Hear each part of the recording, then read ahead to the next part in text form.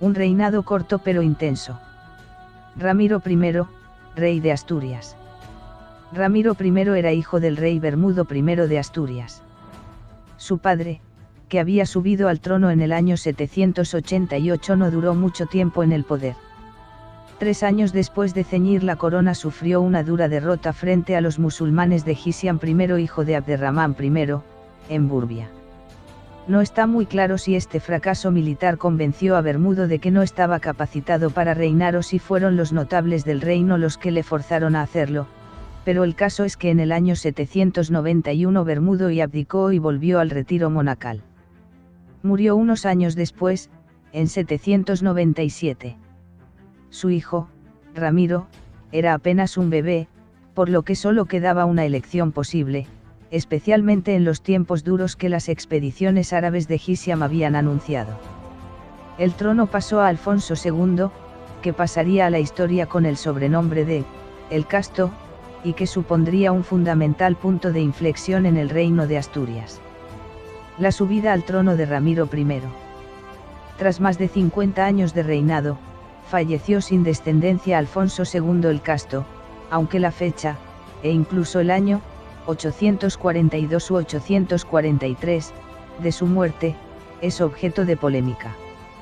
Algunas fuentes apuntan a la posibilidad de que, ya durante los últimos años de su reinado, el futuro Ramiro I ostentase algún tipo de responsabilidad al frente del reino, apuntándose 2 posibilidades: la asociación al trono por parte de Alfonso II al estilo visigodo o el gobierno directo sobre alguna parte del reino, muy probablemente Galicia. Unos pocos documentos fechados en el periodo del reinado indican como regnante al príncipe Ramiro, haciendo dudar sobre si éste no hubiera esperado a la muerte de Alfonso II, o, acaso, hubo una regencia o una asociación al trono, citándose incluso un periodo de gobierno de Ramiro en Galicia. Los documentos, en todo caso, son copias tardías de posibles originales. Nos hace plantearnos si hubo un golpe de estado de Ramiro, si reinaron juntos un periodo, o reinaron en distintos territorios luchando por el poder.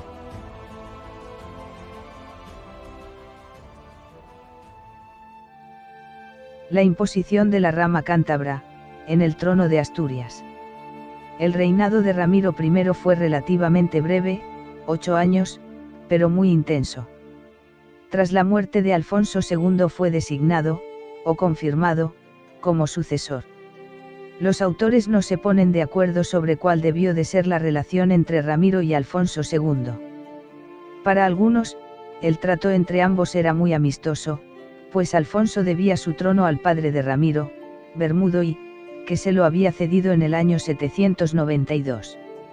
Sánchez Albornoz señala que, fue el rey diácono quien le dio, a Alfonso II, paso al solio regio. Y consta que el rey Casto agradeció tal gesto viviendo amicalmente con él, Ramiro, muchos años. Otros, sin embargo, piensan que la sustitución en el trono de Bermudo por Alfonso no fue tan amigable, y que eso fue causa de enemistad entre el rey Casto y el hijo de Bermudo, y de los intentos de diversos nobles, posiblemente simpatizantes de la rama de descendientes de don Pelayo, extinguida con Alfonso II, de evitar la vuelta al trono de la rama procedente de Fruela Pérez. Con la coronación de Ramiro I se consolidó la pertenencia del trono a la descendencia de Fruela Pérez frente a la extinguida línea de su hermano Alfonso I y, por tanto, del primer rey asturiano don Pelayo.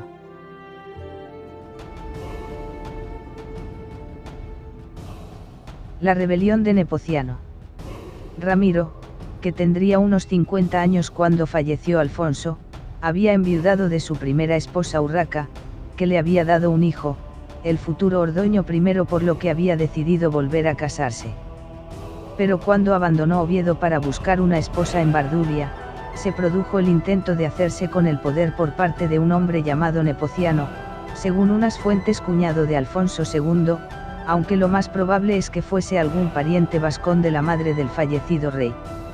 Nepociano fue proclamado rey con apoyo de parte de la nobleza asturiana y vascona, y también de Castilla, según se deduce de la cédula de la reclamación presentada ante él por un tal Rebelio, que fue resuelta por Nepociano, cuyo dictamen fue obedecido. Por su parte, Ramiro buscó ayuda de la nobleza gallega, por eso hay quien sostiene, como hemos visto, que ya gobernaba esa zona antes de la muerte de Alfonso II. Ambos ejércitos se enfrentaron en la zona de Cangas del Narcea y Nepociano fue derrotado, al parecer porque el ejército que había levantado se negó a combatir por él. Huyó del campo de batalla, pero fue capturado en Piloña, cegado y encerrado en un monasterio. Desde allí siguió conspirando para que otros nobles lucharan por él, pero serían ferozmente perseguidos por Ramiro. Hay quien cita a Nepociano entre la lista de reyes de Asturias. Destacan las crónicas del reinado de Ramiro que, a los ladrones les sacó los ojos y puso fin, por el fuego, a los brujos. Y sujetó y exterminó rápidamente a los que tiránicamente se le rebelaron. Esta última mención no solo se refiere a Nepociano, sino a intentos posteriores de los condes Aldoroito y Piñolo de hacerse con el trono, según algunas versiones con el apoyo de Nepociano. Aldoroito siguió la misma suerte que este, fue cegado, pero a Piñolo le esperaba un destino mucho más cruel, él y sus 7 hijos murieron por orden del rey. La mención de las crónicas a los brujos seguramente hace referencia a los sacerdotes que seguían practicando ritos de religiones paganas prerromanas que pervivirían en Asturias, a los que parece que Ramiro ordenó ejecutar en la hoguera, aunque no existen detalles sobre actuaciones concretas del rey en tal sentido.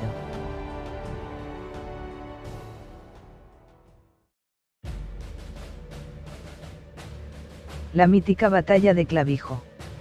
Narra la crónica rotense que, con los sarracenos tuvo 2 guerras, pero con la ayuda de Dios salió siempre vencedor, aunque las fuentes árabes no hacen referencia a otro enfrentamiento diferente de una ceifa sobre León en los años 845 a 846 y otra sobre Álava en el año 848 sin que conste el resultado. Relatos posteriores datan, en el año 844, en la zona de La Rioja, una batalla teñida de detalles sobrenaturales cuya veracidad el tiempo se ha encargado no solo de poner en duda, sino de hacer que se pueda afirmar que nunca se llegó a producir en los términos en que se narró, la batalla de Clavijo. Se trataría, según una crónica del siglo XII, de un enfrentamiento en la zona de Nájera entre Ramiro y un enorme contingente musulmán que obligó al rey asturiano a refugiarse en el castillo de Clavijo. Allí, según la leyenda, se le apareció el apóstol Santiago anunciando la victoria del ejército del reino asturiano contra el infiel y, participando en su caballo blanco, como Santiago Matamoros. El rey instituyó en agradecimiento el llamado voto de Santiago, que obligaba a los cristianos a peregrinar a Santiago de Compostela. No es de extrañar que se atribuya a una mítica batalla el final de una no menos mítica costumbre, el tributo de las 100 doncellas, del cual ya conté, en un capítulo anterior. Ataques vikingos. Durante el reinado de Ramiro I se produjo el desembarco de una fuerza normanda, vikinga, que algunas fuentes cifran en 115 barcos y unos 5.000 hombres, primero frente a la costa de Gijón, que abandonaron, no se sabe si por contar con fuertes defensas o por carecer de interés para ellos lo encontrado, y luego en el faro brecantino, La Coruña. Rechazados allí por el ejército de Ramiro, parece que el rey no estuvo presente en el enfrentamiento, los normandos se dirigieron hacia el sur, a Al-Ándalus, primero hacia Lisboa y, posteriormente, tras pasar por Algeciras, remontaron el Guadalquivir hasta Sevilla.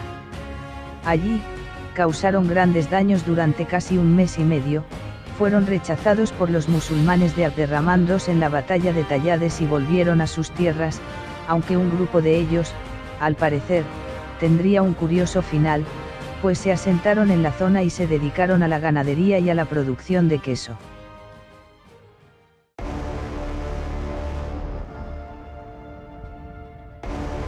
Joyas del arte prerrománico. Si por algo destaca especialmente el reinado de Ramiro I es por la construcción de grandes obras arquitectónicas del estilo conocido como prerrománico, al que en honor de este monarca se denomina también, arte ramirense. Se trata de Santa María del Naranco, construida como palacio o con otros fines ajenos al religioso y, posteriormente, consagrada como iglesia, y de la iglesia de San Miguel de Lillo, en Oviedo. Algunas fuentes le atribuyen también la construcción de la iglesia de Santa Cristina, en Pola de Lena, aunque la mayoría cita como su impulsor a su hijo Ordoño I. Muerte y sucesión de Ramiro I. Ramiro I falleció en el año 850, tras 8 años de convulso reinado, como hemos visto.